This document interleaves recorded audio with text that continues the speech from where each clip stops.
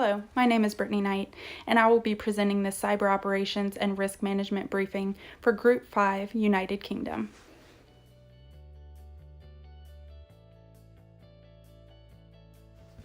Software Assurance Needs and Expectations. The International Summit recently became victim to a ransomware attack. As with any business or organization, it is vital that the needs and expectations of each nation's cybersecurity software standards are being met or exceeded. The United Kingdom must set a precedent, ensuring that the software being utilized within the government systems is appropriate in both purpose and security. Software assurance is the promise that the software being used is free from vulnerabilities and will function as intended. This assurance is placed within the software during the developmental stage of the software as a whole. Therefore, it is important to ensure that the software needs and expectations are established early on. Regardless of what specific form of security software is being used within the organization, the expectation is that the software assurance will live up to the promise of being completely functional and free from weaknesses.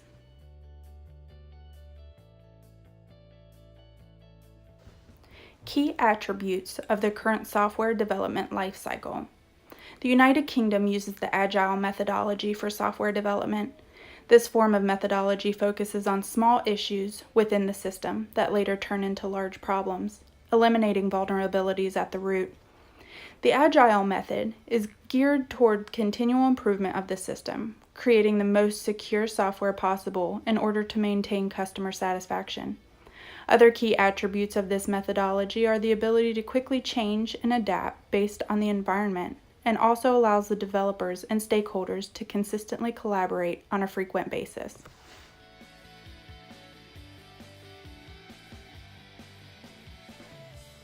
Supply chain risks. Supply chain management is focused on the regulation of cybersecurity requirements for information technology systems, software, and networks. There are 4 types of risks that can be found with this form of management. 1. External, which is natural disasters, threat of an outside cyber attack. 2. Internal, which is inadequate monitoring of personnel and identification authorization. Number 3 is distribution, where theft of information by interception of intended receivers can take place. And 4 is supplier, fraudulent hosts transferring malicious data into a vulnerable system.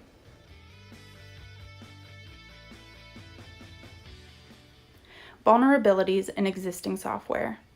As with any system or software that can be implemented, there is a risk of security vulnerabilities, especially in existing software that may not have been held to current security standards. The most common vulnerability is the inconsistent or complete lack of encrypted data use. It is vital that information be encrypted before being stored within an existing software, in the event that the software does not auto-encrypt. If data is not encrypted, it provides an open vulnerability for any entity to access the information. Another common vulnerability is buffer overflow, which produces a larger amount of data than a server can maintain, leading to possible system crash, corrupted data, or access for malicious execution. Finally, SQL injection is a common vulnerability that allows a hacker to inject malicious code into an SQL statement, allowing the hacker to later manipulate and change the initial SQL command.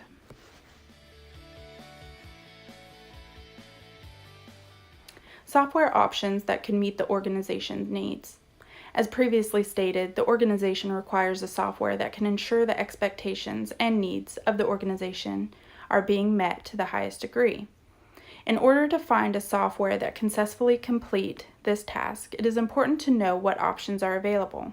For example, some security options are password encryption and management tools, data breach detection software, antivirus software, multi-factor authentication software, and encrypted data.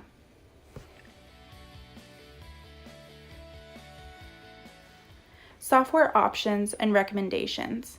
With the consistently increasing intelligence of technology comes the increasing intelligence of cyber attack methods. With that in mind, it is vital that security software remain relevant and up to date with the common trends.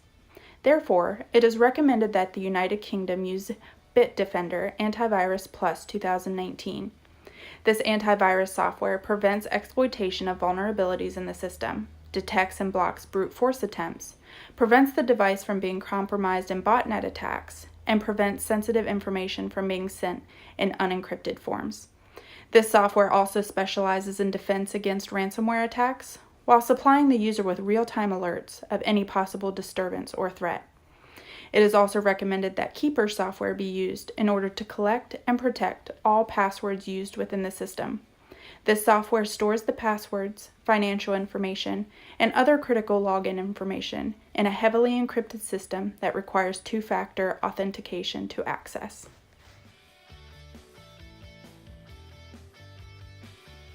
Supply chain options and recommendations. Supply chains are put in place to ensure that organizations are operating at the best possible level of productivity and security. In order to do so, the following recommendations should be taken into consideration. Align the supply chain with business goals.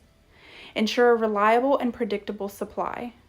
Optimize product design and product management for supply, manufacturing, and sustainability to accelerate profitable innovation, and to adopt a demand-driven planning and business operating model.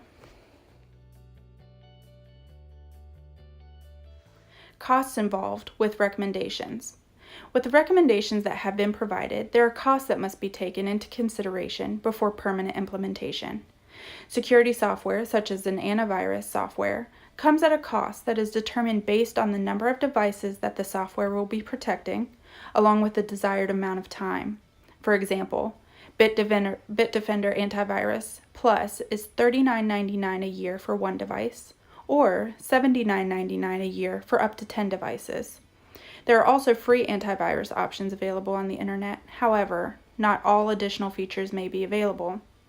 In regards to the recommendations of the supply chain, any form of production will always require financial sacrifice. However, aligning the supply with the trending demand will relieve a large overhead and unsold supply.